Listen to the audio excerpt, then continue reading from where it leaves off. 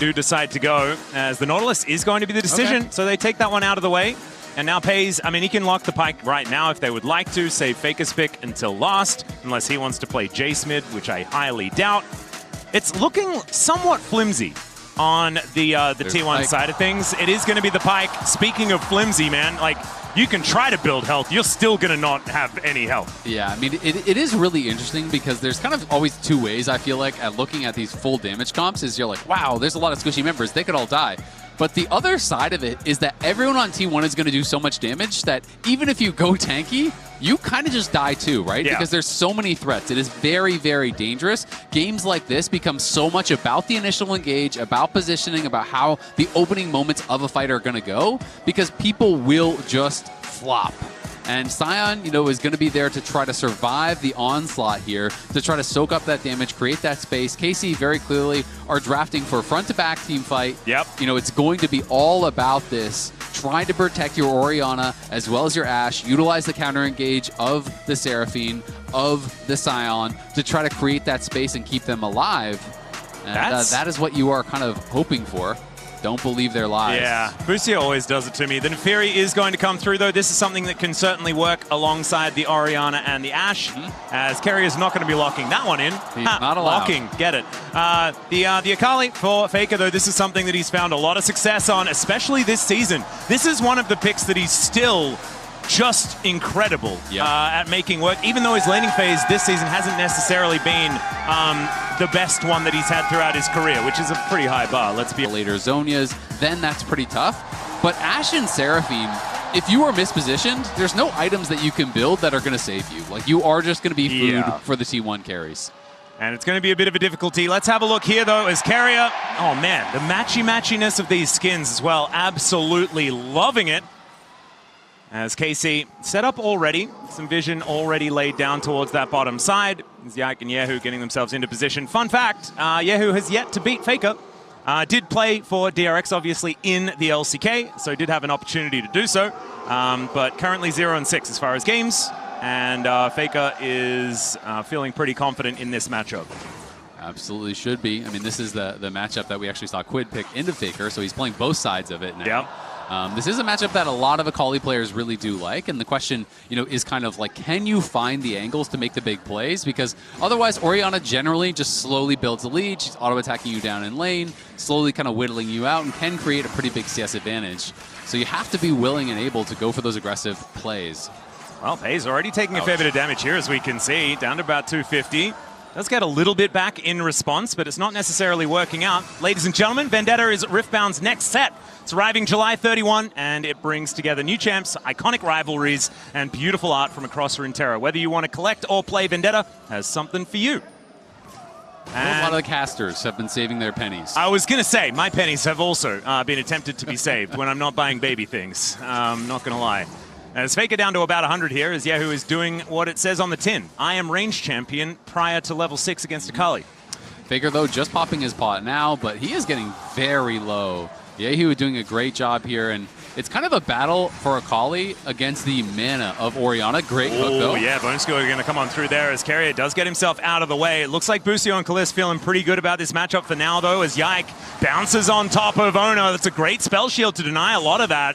But Yike now gets control, and with KC controlling the bottom side, this is dangerous, but Keria is making his way over the Dustbringer, doing a little bit of work there, as there is the Bone Skewer to connect from Keria. This red buff getting involved, and Oner just smites it away. So, thanks for all of your time, KC. Yeah, because meanwhile, bot lane, Pays never even moved, and now Keria looking. Yeah, looking for another angle, as Busio going to have to flash. Pays now going to be moving as he looks to try and get some damage down. Busio going to live through the ignite, though, and now Keria needs to get himself out of the way. Some defense here from Oner, but he gets into the fog of war. Gets that help back, the flash Bone Skewer, as Kalist now has to flash away, and Oner's made his way in. That's first blood for the Nocturne, and Pays even manages to get the execute before going down. Yike will fall as well. It's a 2-for-1 for T1. That final auto there from Pays takes out the dog. Yike falls. Kalist goes down.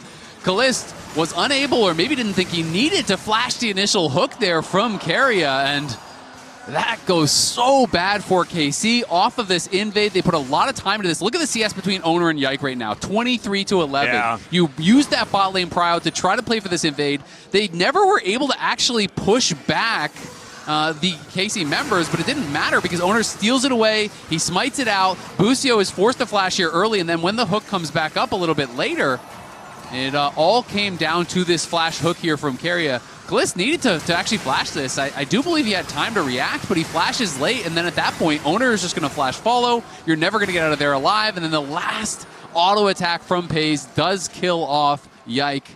Doesn't survive, though, as the Neferi Bleed is going to take him down. Yep. So really nicely played here from T1. At least able to get one back, though, is KC. 1,000 gold going to be the advantage. The problem is, this is exactly the type of game that T1 want to be playing, right?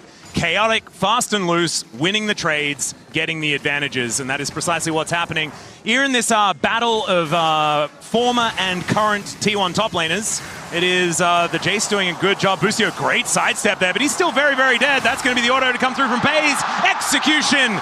And oh dear, bad just met worse. Yeah, that is really, really tough. Great sidestep from Busio, but with no sums and a long lane, where are you going to go, buddy? There's no way out from that position, and that is the danger, of picking these type of champions into some of the playmakers available there. We saw Keria going crazy on the Camille at times, and now, off to a great start here in that bot lane. Pays is just getting so strong, and we have seen it so many times. When Mels get really, really fed, all of a sudden, all it takes, QER, and you are basically just gone. Well, Keria looked for the angle there. Another bone skewer is going to connect, and Kalist is extraordinarily dead. Nothing the Ashe could do. Tried to take Keria with him, but didn't have the damage, and T1 go to 4-1 now.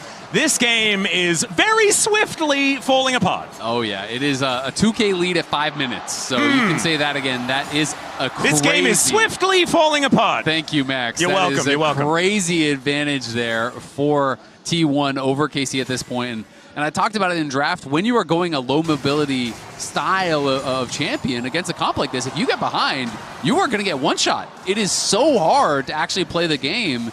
And Ashe and Seraphine are looking like they're going to be paper. This is the kind of game that KC really needs to try to slow down the pace. They have a lot of scaling. Oh, another bone skewer connects there. Even the route to connect onto Kalist as Busio's just dead. Pays gets the execution one more time. The daggers aren't going to quite land, as the second one does at least. The dragon might be considered, but I imagine T1 probably just want to keep killing them. Yeah. I mean, that's a pretty good objective as well. Just not bad. Racking up the gold here, as now it's nearly a 3,000 gold lead here at 6 minutes. They're going to be taking the dragon as well. Even Faker in the isolated 1v1 in mid in this melee versus range, he's up a couple CS. Yeah, he's actually doing fine. A slight gold lead. Oh, another bone skewer to come through here is at least Yike is able to secure his Grump. Congratulations. That does, something. Yeah, that is something. I've got the silver lining. Okay. All right, it's a very dark cloud. Might be more of an iron lining in this one. Yeah, but Keria had probably the best Pyke game I have ever seen this season. They did not win. So maybe there's something there. Ulti to come through as Kalist is going to survive for the moment. Ignite ticking down, but will not kill. So the Ashe is going to live. Whether that means very much for stuff getting better for KC, jury is still out. At least it didn't get worse. So there is definitely that. Well, he's not in lane. It got a bit worse. At least it didn't get as worse as it could. At least it could have been worse. Yeah, there we go. So it wasn't the worst possible thing to happen. But now Busio, unfortunately, he is probably going to get dove here. Well, there's a fight going on elsewhere as well, as Yike looking for Faker. He goes into the Shroud, though, and just ults away. That is going to be Pays on a killing spree. Keria surviving as well as the successful 2v1 dive in the bottom lane. No sums needed there. None available for T1, but they were so confident they could actually make that dive happen. Beautifully set up again by Keria. As soon as he hits the undertow, as soon as you hit any sort of CC, the Solar Snare is guaranteed. That damage is going to come through, and they are bursting you down. And even in the isolated 1v1 on the top side, obviously you are expecting to be down a bit as the Scion, but you are not expecting to be down this much. 20 CS, he's already taken 2 plates as well. Doran doing great in the laning phase, and did honestly have a pretty tough outing yesterday in the laning phase against Morgan, where he had been solo killed a number of times, but looking to be in really good form thus far in Game 1 versus Kana. And it's actually kind of cute, right? Goes from playing against Morgan to playing against Kana. It is kind of just like a reunion in the top lane as far as the T1 matchups are concerned, as Oner going to take one of the grubs. Paranoia comes through pretty defensively here, as the fear is not quite going to work out too much. But now Doran just dives in, goes actually to the skies into the middle of 3 people, and then wanders away. Ooh. The arrow is going to sail by, and T1 now realizing that they can go back, looking for the 2-for-1 grubs trade, and Yike has to get out of there. Pays looking for Callista as well, who's just not allowed to lane if it's a 1v1. And so there we go. T1 locked down all 3 of the grubs in the end to move to a 3.5k gold advantage. Yeah, that is really nice for T1. When you already have all these winning lanes, when you already have the push across the map here, being able to get those grubs, just going to help to accelerate the game that much more. Look at Busio on the top side. It's kind of desperation hours. He is sitting behind to see if Doran would overextend, and they could look for a surprise play with this Seraphine. But Seraphine's not even level 6, so it's not really that dangerous whatsoever. And Callista's down here on that bot side, but it's always pretty scary walking in, and T1 are just going to continue to invade here with Oner and Keria in such good positions. Yeah. They are not going to be losing any 2v2s. Nope. That's going to be the steal as well, as Yike has to flash away. Faker just backflips over the wall, though, and I don't think this doggo is going to be able to do anything. Does manage to bounce over the wall and escape. The flash is now down, and T1 claim control of the enemy jungle. Yeah, and I mean, they're just keeping the pressure on because, like, look at this, right? Look at the CS. That is a giant circle. That's a really big circle, but I think a larger circle helps. Yeah. Almost 40 CS in the jungle. Yike has been a guy who in the LEC has really been impressing me and has been able to actually create some pretty massive advantages for KC a number of times. But in this game, it is Oner getting very far ahead, and these are their individual stats in this head-to-head, which I think is going to be a very important one throughout the series. Well, I hope that it gets more important as well. Good flash away from Callista, who does manage to land the arrow. I believe Rebuttal was on cooldown, but the Paranoia, and Oner comes in and just puts him down. Another bone skewer to come on through, and obviously that one's going to hit. And Keria does go down as the response, and Yike will be able to survive, but they did at least get their target. Yeah, I mean, Keria dies, but you're giving the Mel another kill, and Seraphine's the one taking the kill from you, so who cares, right? Yeah. Pays is just getting so ridiculously fed. Faker getting active on the map here, moving around, knowing you just want to keep invading, you want to keep the pressure up. Do not allow Yike any space to be able to recover. Ulti comes through here as Yike does avoid a bit of the damage, but he was never winning that 1v1. Pays is able to put him down. Oh dear, that looked like a little bit of a sign of desperation as Doran going 1v3 here towards his top side. He wants in on the fun, but I have a feeling he may just be going down, turns his attention to the wave, and will be falling. So there's a little bit more back here for KC as they do what they can to limit this gold advantage. Yeah, it is something, and I mean, for KC, you've got to stay active on the map, try to find some sort of plays. Overload one side, look for something, because I don't think this is a game you can play slow anymore. T1 are going to be snowballing towards a quick soul. They have a massive advantage. If you can somehow stabilize the game at this deficit and farm and farm and farm, then you are going to have a chance in a fight. How did that hit? That didn't look very fair. Kana is going to come through and try and defend as Keria still wanting to find an angle as he gets hit by the kitchen sink and taken down. Okay, Keria, you're having a little too much fun, buddy. Yeah. Let's take a look at the mini-map. No one from his team is anywhere near him. I think he's been listening to all of those people saying he's the best player in the world, and it's got to his head. As now Pays looking for Yahoo one more time here towards his bottom side as we finally have a mage matchup. But man, yeah, maybe he was actually reading what Busio was saying. Is there's a Paranoia towards the bottom side of the map. Oner is just going to put down Yahoo. And I do want to say something about this. We did have Oner's stats come up before, like 42-8 was the win rate, but one of those losses was against Hanwha Life Esports. There's a reason why T1 are our second seed, and it's because Hanwha were able to win that best of 5, and Oner's Nocturne was just not that good. But historically, it has been a lot more like this, where he just wins. Doran going to take down Yike here as T1 just celebrate by roaming down the river and claiming even more kills.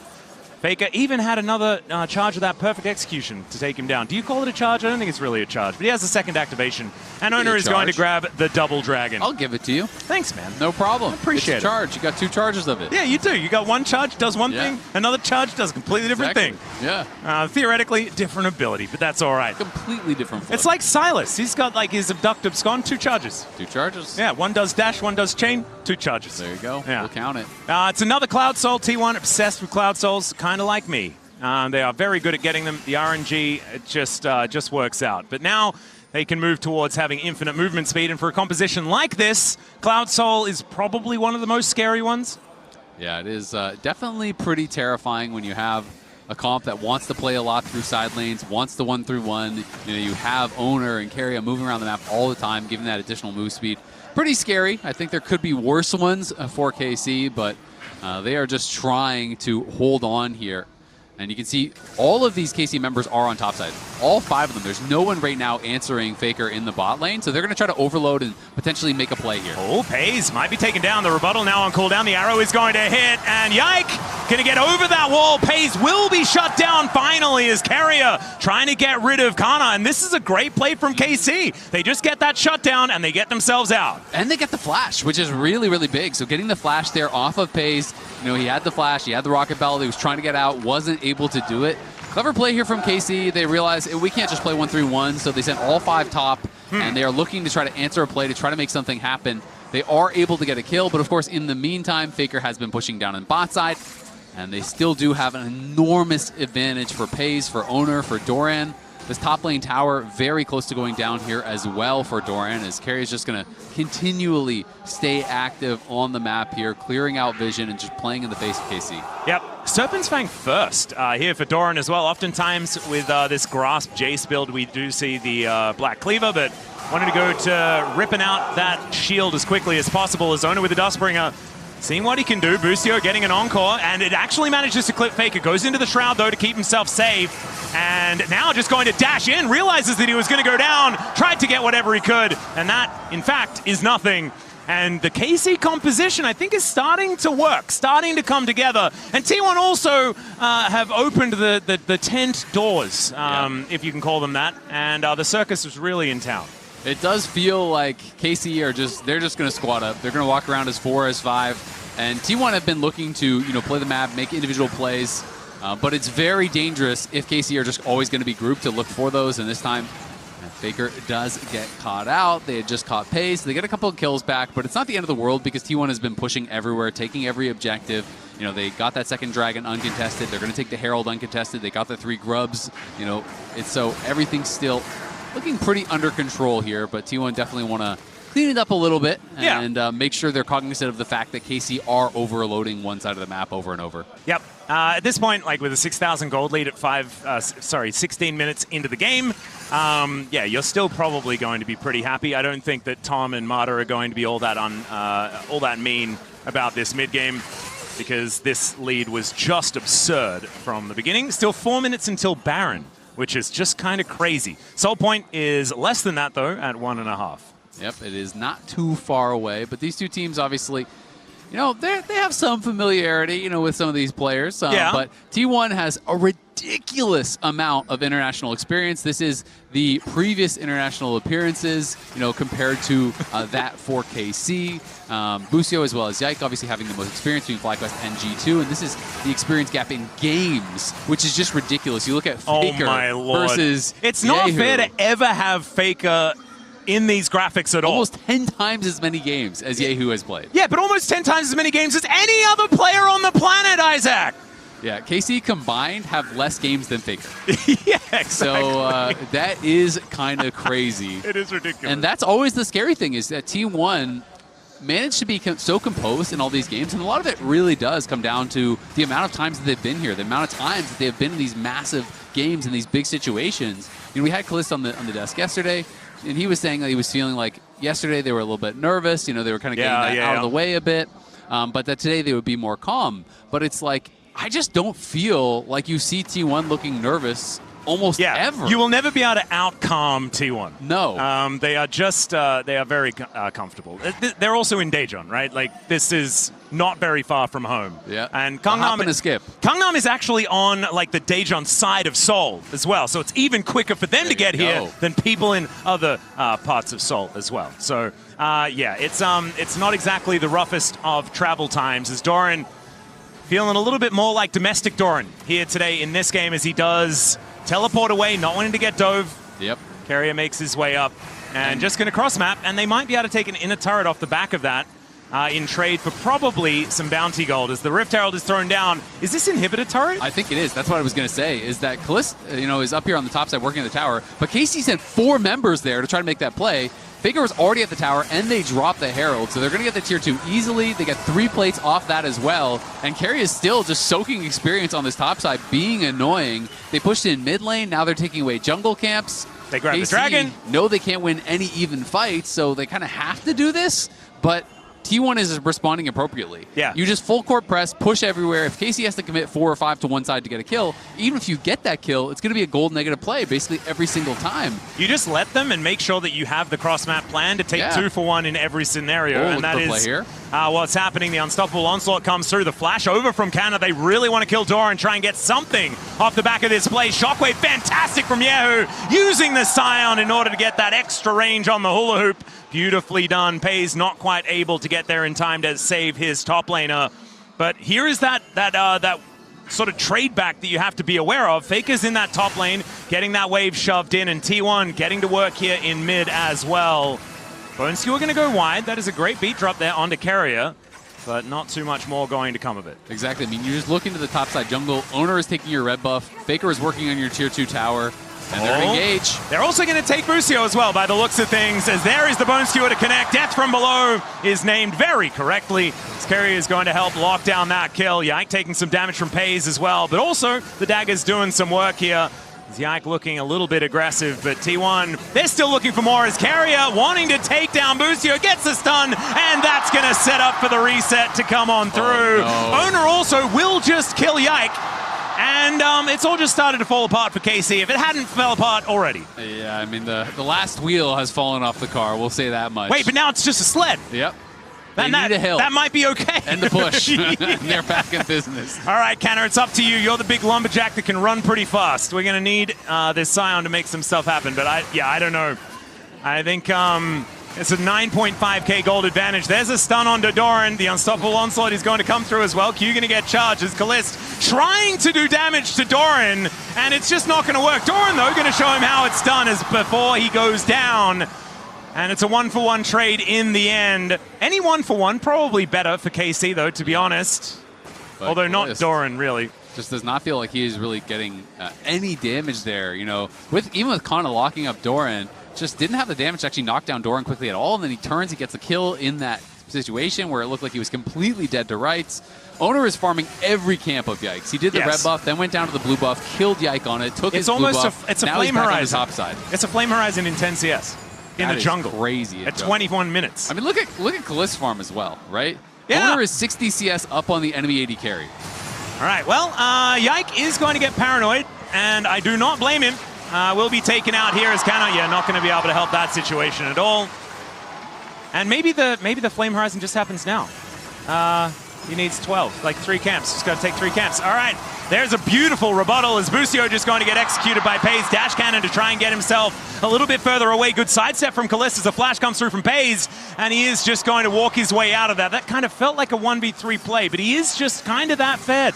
Yeah, he is that fed and he is that good. Makes the play happen, knows his damage threshold there, is able to kill off Busio with that final Q. Well, meanwhile, Faker doing what Faker's doing, pushing the side lane all game long. Faker has not really had to be involved in anything, and he hasn't really been involved in anything.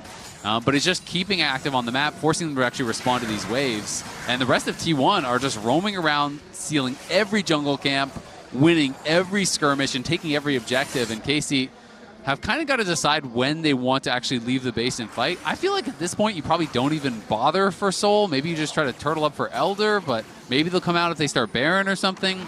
It just feels like if you leave your base now, I can't imagine a world in which you are not just dying on the way to the Soul. Yeah. So it's every play you make is probably like a 1% play, right? So you kind of have to I think you just have to send it. I think you just have to send it. As it's only going to get worse. We explained this already, right? Any time they go for like a trade or a cross map or an overload, you're going to lose more than you gain. And so maybe just trying to catch them off guard and go for the Hail Mary might be the best way to get it done. But honestly, there aren't a lot of good choices in this situation when you're 10,000 gold behind and Baron has only just spawned. Speaking of Spawn, this is kind of shellacking territory as well. He's the one that coined how a shellacking is supposed to work. A very quick victory, under 25 minutes.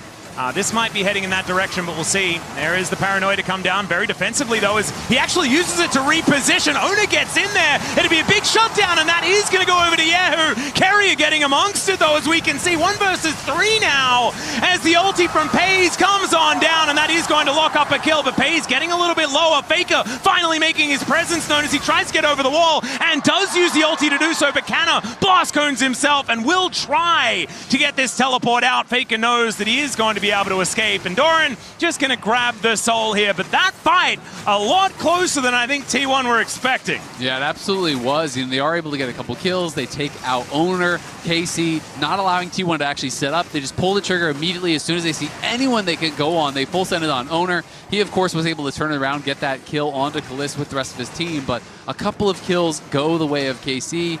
The problem is, even if you take down Oner and Keria, Perry's, Faker, Doran, all very strong at this point of the game, and they're going to grab Soul for themselves here as well, as they just continue pushing in these waves. And Oner has secured the Flame Horizon, 222 CS to 116.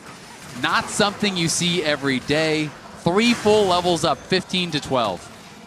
All right, this might be the fastest Flame Horizon I have ever seen in my life. And also, it's probably the first one in the jungle that I have seen outside of the funnel meta, which was just that's not included. Dark times. It was definitely dark times, as the arrow is going to connect onto Faker. There is the Unstoppable Onslaught and the Shockwave. That's a lot of R buttons, but I think it's required in order to make sure that they lock down this Akali and get the kill as quickly as possible. Now they've got 40 seconds before this Baron is going to be taken down.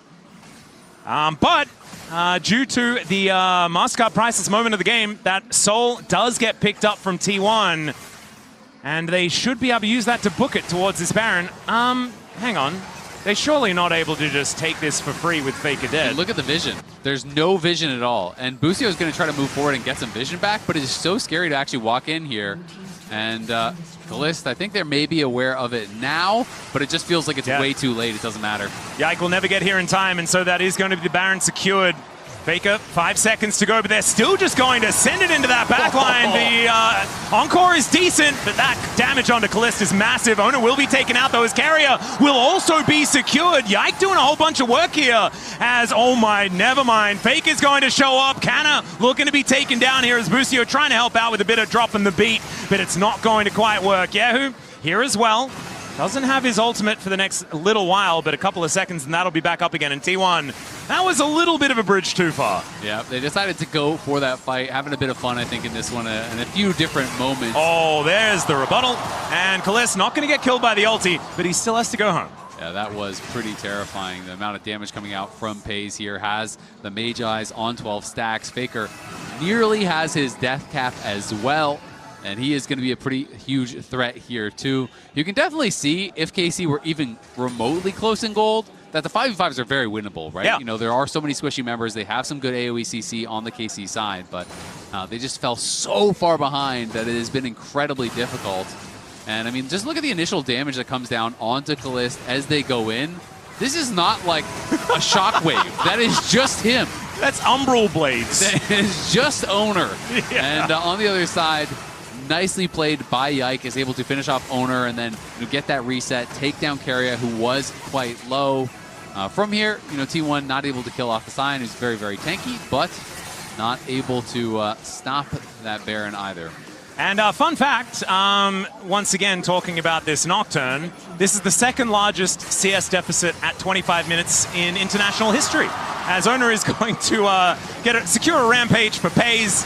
10, 2, and 7 now on the Mel, also having a very good performance, as KC just doing their very best to try and defend. And honestly, their very best is just not going to be enough, not at this stage. As we have a look at the Coinbase gold grind, Oner is just, making good money. Leave some gold for the other people. Or maybe just kill the Nexus, and then you don't need to really worry about it. Oner just proved that, that you are the carry, and he absolutely is. And man, what redemption for his Nocturne as well. After that series against Harmalife Esports, just showing that, yes, this is a devastating pick for me. Do not disrespect it. I don't think anyone will for the next little while. Definitely do not think you can disrespect him on really any tip. Yeah, that's a good point. Especially after a game like this. Casey yesterday had the second largest gold lead period at an international ever, and then this is against them, the second largest CSD at 25 in jungle specifically. Yeah, in the jungle in specifically. International history. So 2 gold records set in different directions with KC over these last 2 days, and definitely liking the direction yesterday a lot more. Yeah, I would say so. We're absolutely dominating, but we'll have to see, how they can kind of bounce back from a game like this, because, I do think, Yike has been incredible throughout this season, but having a game like this against T1, it's hard, right? It's frustrating when they're in your face, and we'll have to see if he's going to be able to bounce back, because that is something that in the past he had received criticism for, his ability to, stay calm in these moments internationally, to be able to bounce back after a tough game, and there's no one harder to do that against than T1. Yeah, I think one thing that does help is that you basically lost the game at 6 minutes. So they've had a lot of time to be like, no, it doesn't, like, what happens from here doesn't really matter. Yeah. Let's just try and throw the kitchen sink at them and see what happens. And I think stylistically, this composition from T1 should either do this or lose, right? Like, it's a very one or the other style of composition. So maybe there is a little bit of that. That's the copium that I would go with. That's how you have to look at it. You can't read into the game too much. You just have to say, you know what, we're confident in our preparation. This game went bad, and it went bad early. Move forward, believe in your practice, believe in your ability to take them down. They felt pretty confident coming in, so, just go next and see what happens. And guess what? They won't be able to play these champions again. You will not need to worry about Oner turning the lights off, because he won't have the ability to do so in the next game. The lights will remain on. They will remain on, and there's nothing that they can really do about it. They could even maybe make more lights with a Twisted Fate pickup, something like that. It's absolutely fine. But KC right now on the ropes. And we do have an Elder Dragon spawning in 20 seconds' time. Let's see whether they can get over to that one, as it won't be Exodia quite, as I don't know whether they'll have time to get a Baron before they just push and win the game. Maybe with 3 inhibitors down. So Oner can get the double Flame Horizon. Ah, that's the strategy. They heard that it's only the second largest CS deficit. All right, Yike in a lot of trouble here. Pays looks for the ulti. That was an ambitious one. There's a Paranoia. Never mind, not ambitious at all. Now they're going to look to just try and kill them all. Bone Skewer connects. That is 3 on the floor. Shockwave is incredible as Keria goes down, but he's the only one to fall as the immediate revenge for T1 does come down. The former T1 player is left till last here as Canna will try and charge some Qs underneath these Nexus turrets, but this battle against Faker I don't think is one that he is going to win. Nexus turrets fall, no Elders required here for T1 as they will obliterate KC in the first game. An incredible first game here to kick